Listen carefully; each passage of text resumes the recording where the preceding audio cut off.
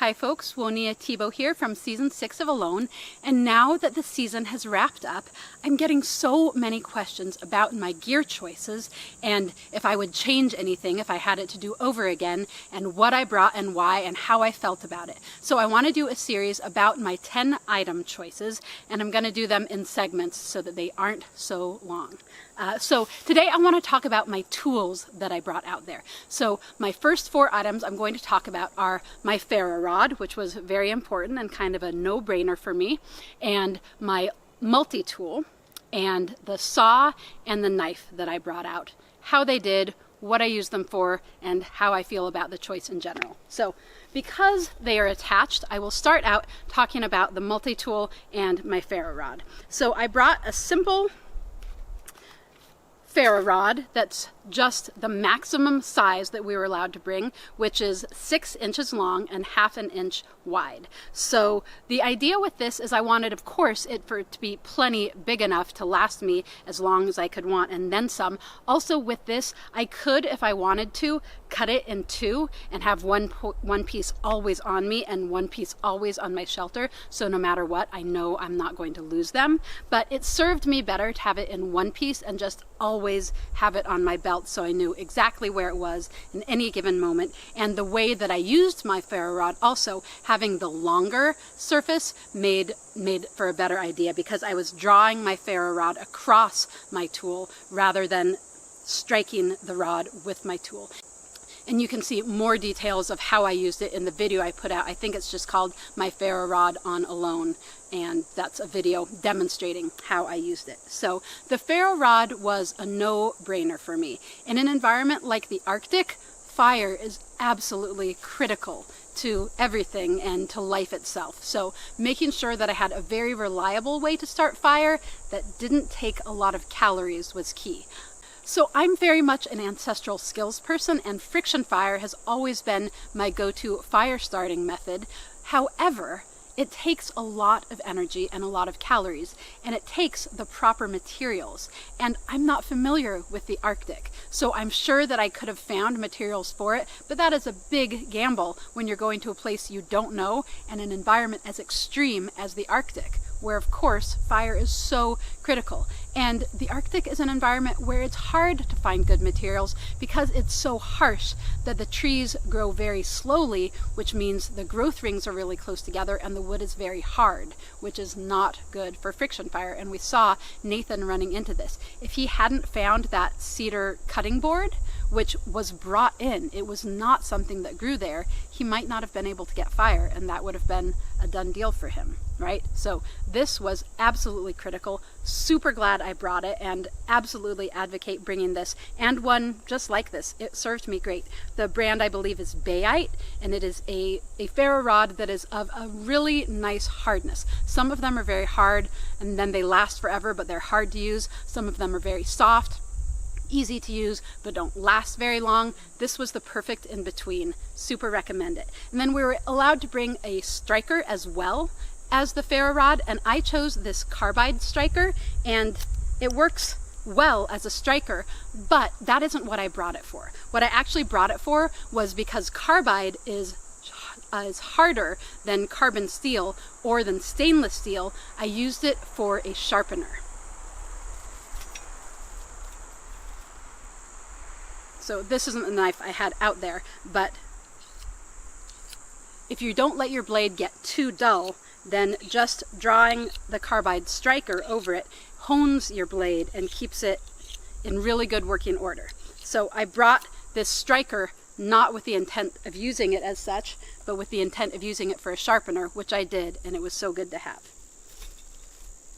Which brings us to what did I actually use for my striker, and that was one of the many tools on my Leatherman Surge modified multi-tool. So I have a whole video about the modifications to this tool. I'm not going to go into them all here, but I will say that the reason I chose a multi-tool was there were so many applications for it. The main reason early on was, one, seeing Carly come out because of a fishhook to the hand on season 5, and knowing that I absolutely wanted to have a way to get a fishhook out should that be an issue. And then of course the wire cutters. So the wire cutters, because I was planning to bring snare wire and you would have a really hard time cutting it without your wire cutters. So those were the two critical things, but there are so many other things. One, as I just mentioned, is the saw makes an excellent striker for the ferro rod because it's stainless steel, whereas my knife is carbon steel. I'm a big fan of carbon steel knives, and knives are uncomfortable to use if they have a really hard 90-degree angle on them, right? It's uncomfortable to push your thumb onto that, but the saw, you don't use that way. So the saw has a really nice sharp 90-degree angle, and that is what I used for my striker, so it was excellent to have. Also, the scissors I used a lot for crafting. I did some sewing and some buckskin sewing, working on my mucklucks, working on that squirrel skin knife sheath, and a variety of other things. The scissors were key. They allowed me to cut buckskin thong, and I used them a lot in my trapping to snip the ends of my fishing wire, to snip off my hair that I was using to hold my loops of fishing line open, to snip willow in my willow basketry, both the harvest and the crafting. So many crafting applications. Also, having a backup knife was super key. If anything had happened to my belt knife, I wanted to be sure I wasn't without a good cutting edge, and I would use this one for peeling poles and doing anything where it would get pitchy, so that my other one I could use mainly for animal processing and for carving. Also had a gouge and a bunch of other things here. I'm not going to go into the smaller tools, but watch my other video for the details on the modified tools in here. This was really wonderful to have. Now, I brought a Leatherman and a belt knife. And that is something that had it to do over again, I might possibly have chosen to use just the knife on the Leatherman and not a belt knife, just so I could have had an axe, because not having the axe was a major handicap at the end. That said, I am a girl who rarely goes out into the world without a knife on my belt, and a folding knife is a liability. It is never going to serve you as well as a standard non-folding belt knife, because that mechanism, the fold, is a weak spot. So you can't do things like batoning, where you hit the back of your knife with, a mallet or something heavy, which really facilitates a lot of crafty projects. My bedstead and a lot of my construction, I was notching out my wood, so I would use my saw to saw little wedges of wood, and then my knife with a baton to whack those out. I would use it for all kinds of crafting purposes with the baton. A folding knife doesn't stand up well to that, and they're not comfortable to hold long term. That's the thing, is especially for me having small hands, it's not comfortable to hold this blocky Leatherman. It's not rounded, it's got all these weird metal things, so I could have gotten by with just the knife on the Leatherman. It would have really been uncomfortable and challenging. I'm glad I had both, and that is something that I might have chosen to change, knowing what I know now. But the knife that I brought was a heavy-duty Mora Companion. So it is a carbon steel knife. I'm not sure, I think some Moras are laminated with a harder steel in the middle and then softer on the sides, and I'm not sure if that's true of the Companion. But it has a 3/4 tang. I would have preferred a full tang where the knife goes all the way through the handle, but 3/4 is really good, and it gives you strength so that you're not going to break the handle, even though the handle is plastic. It's really grippy. It's got the bright colors, so I wasn't likely to lose it. And it's got the Scandinavian grind, which is very much my preferred grind for knives, and particularly for bushcrafting knives. Easier to sharpen, more sturdy, and they're really good for general purposes. They're a little bit thick for some like food preparation purposes, but they do the job, and they're strong enough to really abuse them in your crafting when you have to, because you have a limited amount of tools. So this served me really well. Really glad I had it. Would I have done it differently? I don't know. Maybe. It's maybe the only thing that I feel like I could have considered doing differently. Of course, we'll get to my fishing line snare wire thing, but that's something that, knowing what I know now, I would have changed, but knowing what I did going in, I wouldn't have. Which brings us to the final of my 3 tools, which is my saw. Now, I went back and forth certainly about a saw versus an axe. I did a lot of research and talked to some folks who were familiar with that area, and my understanding was the trees up there were all really small. So splitting firewood and splitting wood for construction probably wasn't going to be really important. And that is a major reason why I went with the saw. The other thing is that saws cut really efficiently. The thing with a saw is, particularly this style, Japanese made pruning saw, it has these double rows of teeth that are incredibly sharp and incredibly efficient, far more efficient than bow saw or standard hand saw. So that is why I brought this particular saw. It is a silky katana boy. It is, I believe, 40 inches, so it is the largest of the silky pruning saws, and that was really important to me because I wanted a saw that was going to be very efficient. So the longer cutting edge means that I'm cutting more with every pull of the saw, much more calorie efficient. And then because it has such a long handle, I was able to limb trees while they were still up. I could limb, 10 feet up a tree between my height and the full width, the full length of the saw. So that was really helpful because it's easier to limb a tree when it's standing than when it's on the ground and moving around on you. That was huge. And also this, if necessary, could have been a weapon because it's big enough and strong enough.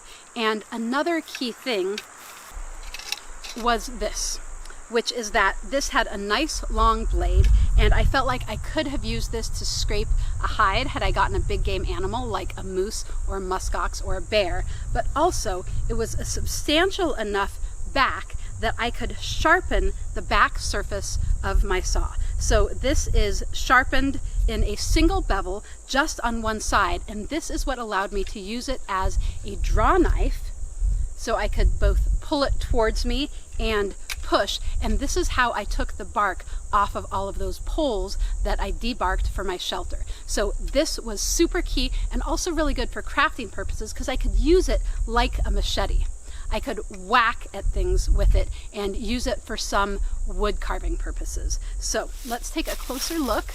So here you can see how there's a bevel here, very sharp edge.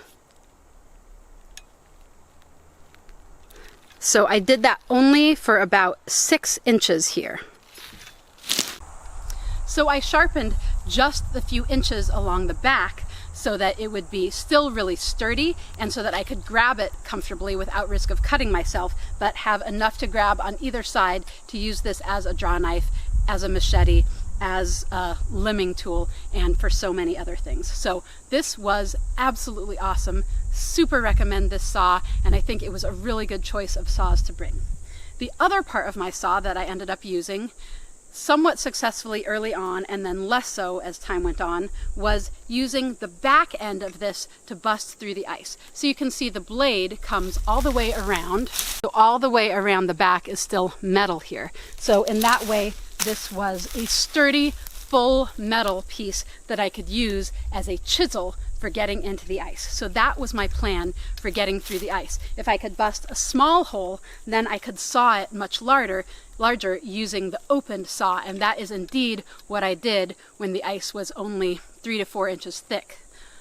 However, once it got to 18 inches and thicker, I was not able to get through it, and that was a major liability.